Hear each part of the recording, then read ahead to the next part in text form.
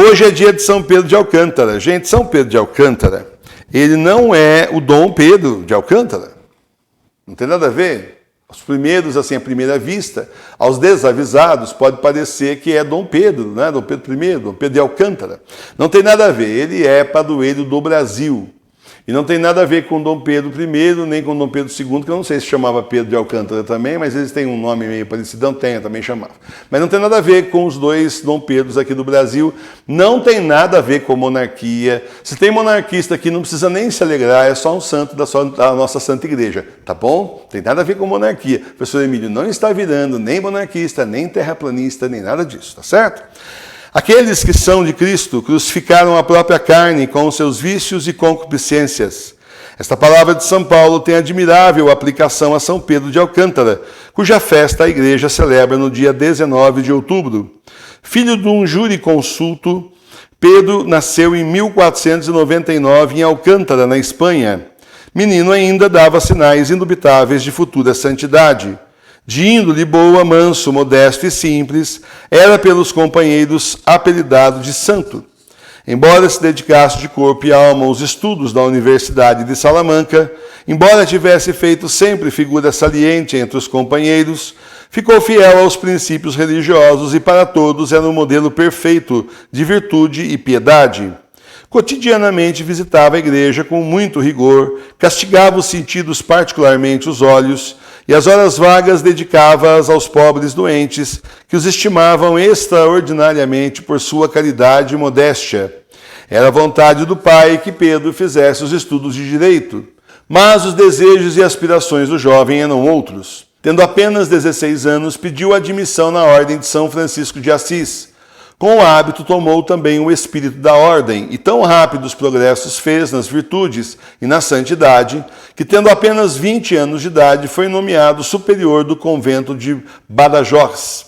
Sucessivamente, ocupando os cargos de guardião e definitor, era para todos os confrades um modelo exemplaríssimo de perfeição monástica e no cumprimento de todos os deveres. Além disso, era extraordinário como pregador de missões e confessor, e só de Deus é conhecido o bem enorme que nesta dupla qualidade de pregador e confessor fez a aqueles que o procuravam e quantos, por seu intermédio, acharam a paz da alma e se conservaram na graça de Deus. Amável condescendente para com o próximo, era inexorável para consigo. Franciscano de espírito e por convicção, outras coisas não possuía a não ser um hábito velho e gasto, um breviário, um crucifixo tosco e um bastão. Não usava calçado nem chapéu.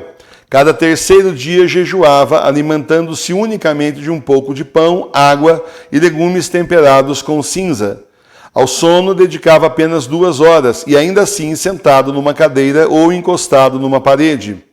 Para sofrer ainda mais as inclemências do inverno, abria a janela do cubículo durante toda a noite.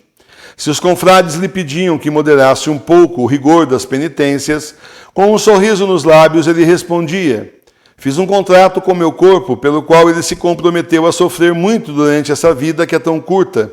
Tomei o compromisso de proporcionar-lhe um repouso sem fim na eternidade. Assim viveu Pedro durante 40 anos, prestando nesse longo tempo serviços muito mais relevantes à humanidade do que centenas daqueles que, passando vida regalada para a vida religiosa monástica, só têm desprezo ou um sorriso de irônica compaixão. A atividade desse pobre monge foi estupenda. Eleito provincial da ordem, Pedro visitou todos os conventos da mesma, confiados à sua jurisdição, e em todos introduziu a reforma à mão da regra primitiva do fundador, ou seja, voltando ao verdadeiro espírito franciscano. Passados 3 anos, renunciou ao cargo e, com permissão do Papa, acompanhado de alguns frades, dirigiu-se ao promotório Arabida, em Portugal, com o fim de experimentar praticamente a obra da reforma. Em breve se impôs a necessidade da construção de mais um convento, tantos eram os pedidos de admissão de novos candidatos. Satisfeito com esse resultado inesperado, voltou para a Espanha, onde, a despeito de contradições, insultos e calúnias sem fim, fundou o convento de Pedroso. 4 outros conventos que já tinham aceito a reforma pediram para ser agregados ao de Pedroso. A obra da reforma tinha se tornado um incremento tal que o Papa Paulo IV deu autorização para organizar na Espanha uma nova província franciscana, à qual pouco a pouco se afiliaram mais de 30 conventos de diversos países. Pela reforma da ordem franciscana, Pedro não só restabeleceu na família monástica o espírito primitivo da pobreza, humildade e penitência, mas concorreu grandemente para a regeneração da fé entre o povo todo, pondo assim um dique à onda avassaladora da reforma protestante. A virtude e extraordinários talentos de que era dotado tornaram-lhe um nome célebre e acatado em toda a Espanha. De longe vinham pessoas com o fim de conhecerem o humilde benfazejo franciscano e dele receberem instrução, conselho e consolo. Nas viagens do missionário, o povo se lhe acercava para beijar-lhe a orla do hábito e pedir-lhe a bênção. Cidades e municípios recorriam ao seu árbitro para fazer cessar litígios que perturbavam a paz comum. Carlos V pediu-lhe muitas vezes conselho e o rei João III de Portugal muito insistiu para que passasse algum tempo na corte. A infanta Dona Maria entregou confiadamente os negócios de sua alma à direção do santo franciscano e muitos representantes da alta fidalguia de Portugal e da Espanha lhe procuravam a amizade. O século que deu a outros países a reforma, mais acertadamente chamada de Revolução Religiosa, que erroneamente se chama aí de Reforma Protestante, né? Reforma da Igreja. Não é uma reforma, é uma destruição e aí uma revolução. Já aí, hoje a gente usa muito essa palavra no sentido comunista, né? Então já é uma revolução e não exatamente uma reforma. Mimoseou a Espanha com uma grande pleidade de santos, estrelas de primeira ordem do firmamento da Igreja Católica. Luís de Granada, João d'Ávila, Francisco Borja, Teresa de Jesus são nomes respeitadíssimos de santos espanhóis do século XVI.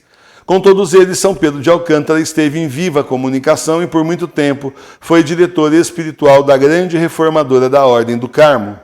A todo aquele que quer ser discípulo do Divino Mestre, como a este não lhe faltaram provações e sofrimentos de toda espécie. Pedro de Alcântara, desta regra, não foi exceção, mas também experimentou as doçuras da cruz de Cristo e a verdade da palavra do salmista que diz: melhor é um dia nos teus átrios, meu Deus, que milhares nas casas dos pecadores. Preferi estar abatido na casa de meu Deus que morar nas tendas dos pecadores. Deus distinguiu seu fiel servo com muitos milagres e deu-lhe sinais evidentes de predileção. Pedro tinha 63 anos quando lhe foi revelada a hora da morte. Achando-se em viagem de visita canônica, foi acometido de uma doença mortal. Internado no hospital de Arenes, sofreu dores atrozes, as quais eram suavizadas pela visita frequente de Maria Santíssima, de São João e de outros santos.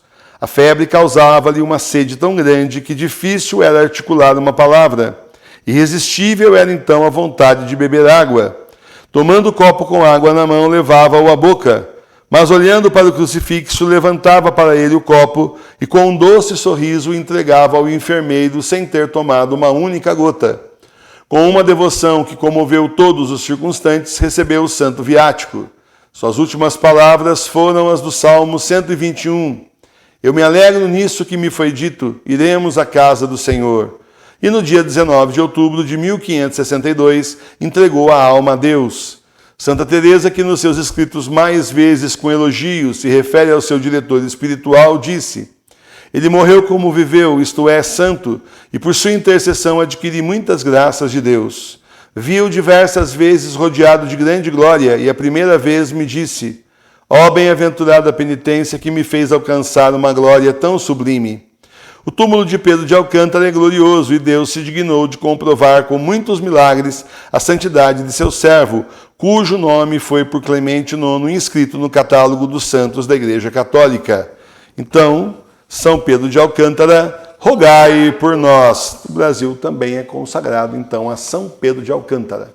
Mais santo, então, santo, muito santo, que nós podemos, então, pedir pelo nosso Brasil. Sem a gente cair em absolutamente nada, que aqui Dom Pedro I e Dom Pedro II não era nem projeto, nem sonhava em nascer ainda, né? Projeto de Deus, mas eles próprios nem sonhavam em nascer ainda, né? Então, assim, acontece que justamente por causa de São Pedro de Alcântara, que então foi tomado esse nome em homenagem, tá certo?